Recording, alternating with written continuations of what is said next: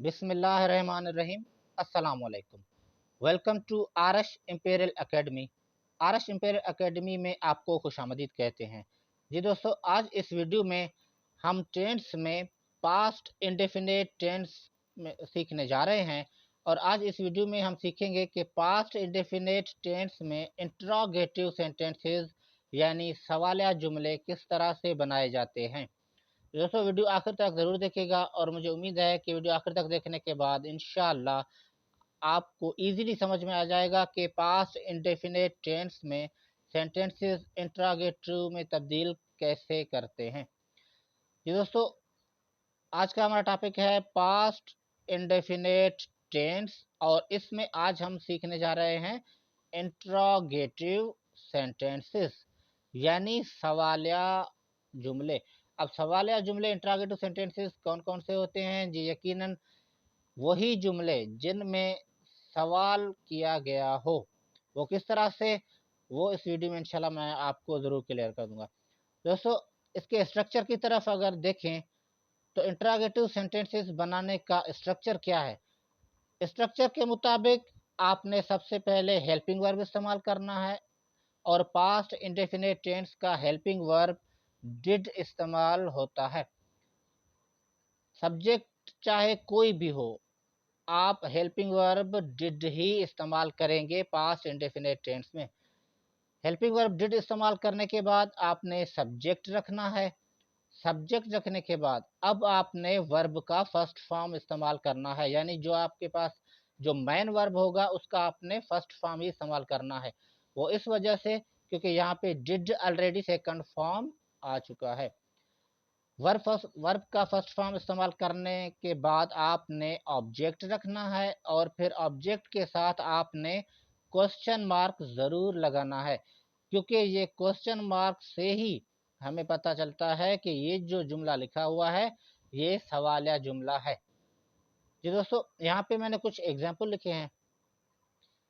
अब यहाँ पे लिखा हुआ है कि डिड आई राइट लेटर। अब यहाँ पे हेल्पिंग वर्ब डिड इस्तेमाल हो गया है, उसके बाद हमने सब्जेक्ट आई इस्तेमाल किया है, फिर हमने वर्ब का फर्स्ट फॉर्म राइट इस्तेमाल किया है और फिर आखिर में हमने ऑब्जेक्ट इस्तेमाल करके साथ में क्वेश्चन मार्क लगा दिया है। अब ये जुमला कैसे बना? Did I write a letter. अब इसकी मीनिंग क्या है? इसकी मीनिंग की तरफ चलते हैं। इसकी मीनिंग है, क्या मैंने खत लिखा? जैसे यहाँ पे आप देखिए, यहाँ पे एक और लफ्ज़ उर्दू में लिखा हुआ है कि था।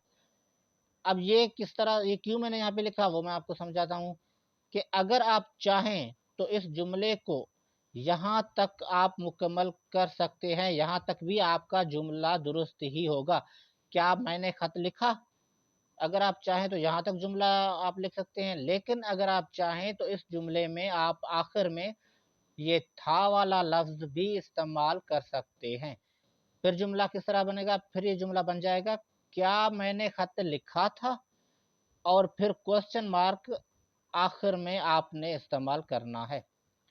ये तो यहाँ पे एक और एग्जाम्पल है, did she tell you something? Did she tell you something? अब इसकी मीनिंग क्या है? इसकी मीनिंग है कि क्या उसने आपको कुछ बताया? क्या उसने आपको कुछ बताया? अगर आप चाहें तो जुमला यहाँ तक आप मुकम्मल कर सकते हैं, लेकिन अगर आप चाहें तो इस जुमले में भी आखिर में आप था इस्तेमाल करके फिर आप क्वेश्चन मार्क इस्तेमाल करेंगे। फिर ये जुमला बनेगा, क्या उसने आपको कुछ बताया था? और फिर आखिर में क्वेश्चन मार्क।